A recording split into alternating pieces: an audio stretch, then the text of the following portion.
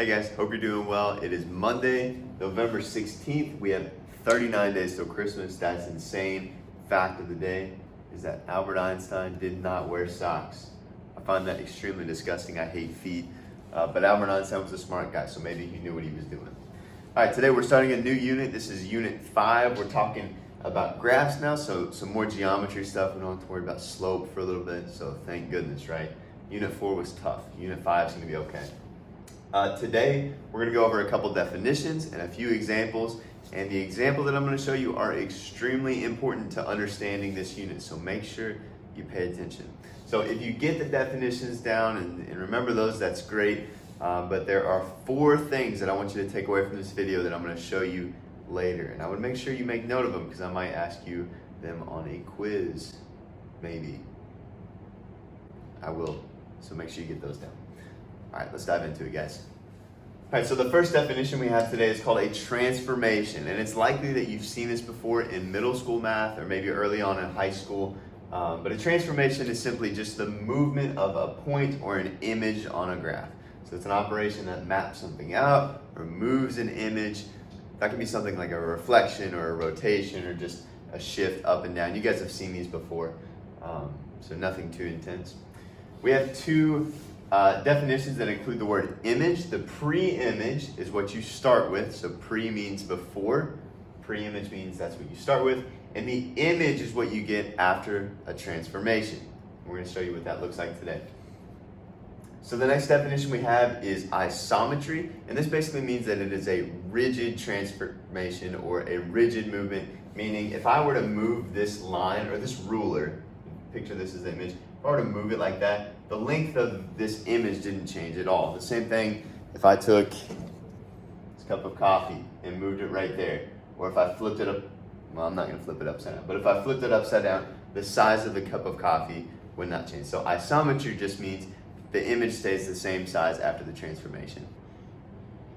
Shout out to Shiloh's Coffee.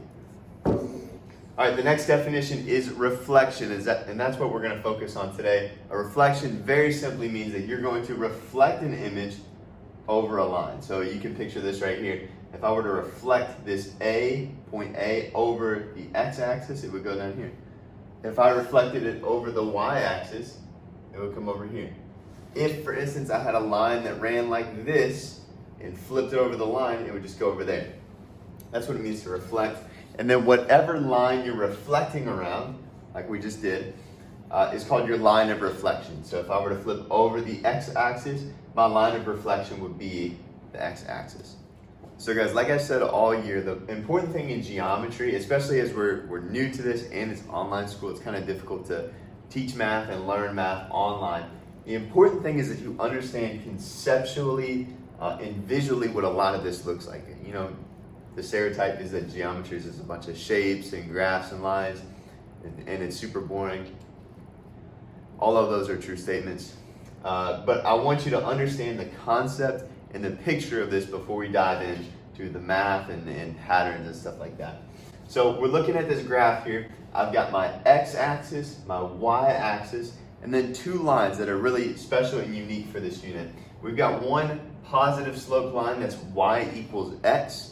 So that means if y is 3, x is 3. So the graph lines up. This negative line right there in green is y equals negative x. So those are important lines, and there are going to be some lines of reflections that we'll use in this unit. Okay. So on this graph, I've drawn a point 5, 7. We're going to call this point A. And we're going to discuss what happens when I reflect this image without using any numbers though. If I flip 5, 7, if I flip point A over the x-axis, all it does is move the same distance away from the axis down. So we would actually move, we'll go straight down to 5, negative 7. This would be A prime.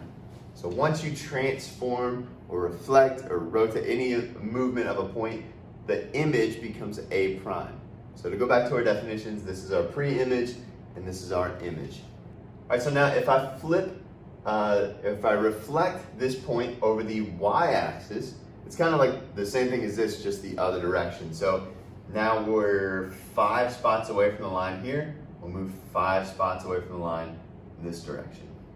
So A prime here, if we transform straight over, reflected right over, will be -5, 7. Now it gets a little bit different when we're reflecting over the y equals x or y equals -x. You gotta think, if you were to fold this as a piece of paper right there, and this were ink, it would print right about here. I can't draw it perfectly.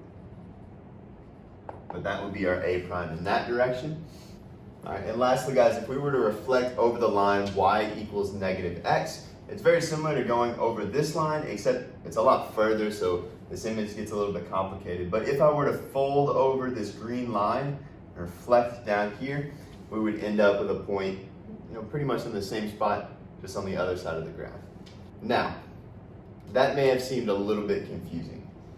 Again, this graph can get really difficult, especially if we're dealing with really big points or really complex images. So we can't always rely on just understanding the graph. You can't always rely on just understanding the picture and the concept. However, this is a good base, a good foundation for us to understand the math side of it. And in my opinion, the easier side of this.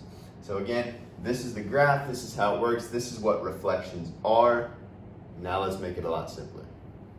All right, so if xy, if any given point is reflected across these lines, we have a pattern that we can follow, that we can say, okay, if this is the pre-image and it goes over this line of reflection, this is our image. And it's a very simple pattern. If you have this in your notes or something you can reference when you're taking a test or quiz or doing an assignment, this is very helpful. It's also possible to memorize it. Very simple. It looks complex now, but after you do it a couple times, you're going to get in a pattern, and it's very easy. So if a point is reflected across the x-axis, then your image is x -y. So all you have to do, if you reflect a point across the x-axis, is change the sign of the y coordinate. So let's look at the example we discussed earlier.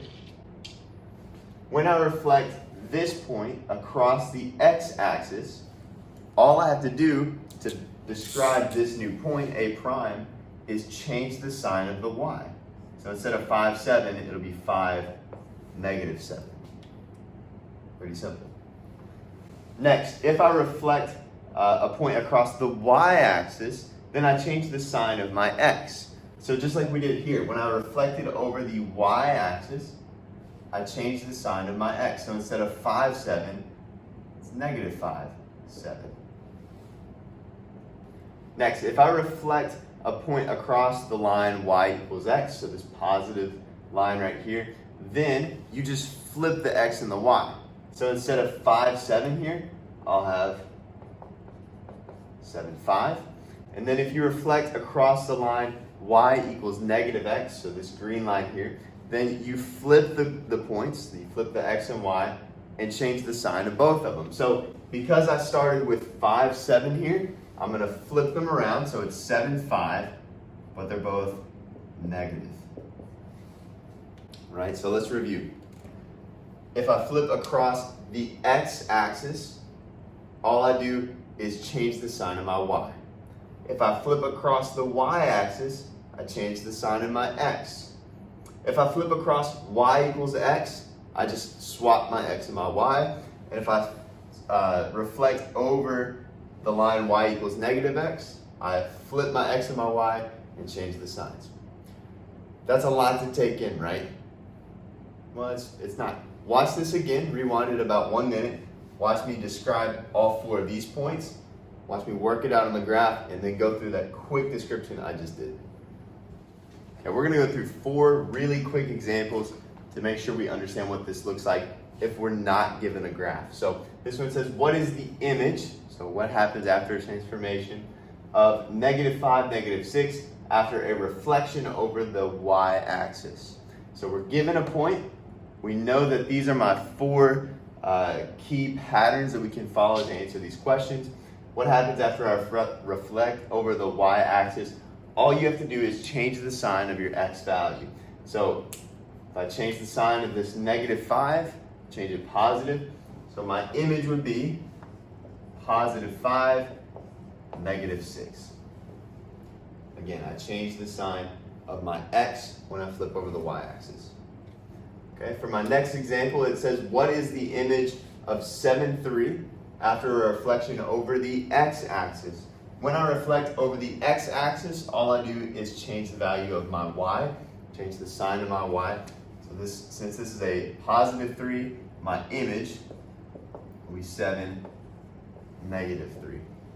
Next, what is the image of 11, negative 4 after a reflection over y equals negative x? So when I'm reflecting over the line y equals negative x, I flip my x and my y and change the sign of both. So let's do this in 2 steps. If I flip my x and my y, we'll have negative 4, 11, and then when I change the signs of each one, I'll have 4, negative 11, and that'll be my final answer. Again, flip your x and your y and change the sign of both.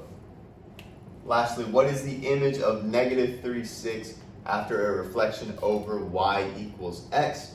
When you flip over the line y equals x, all you do is flip your x and your y. So when we flip the x and the y, our image is now 6, negative 3.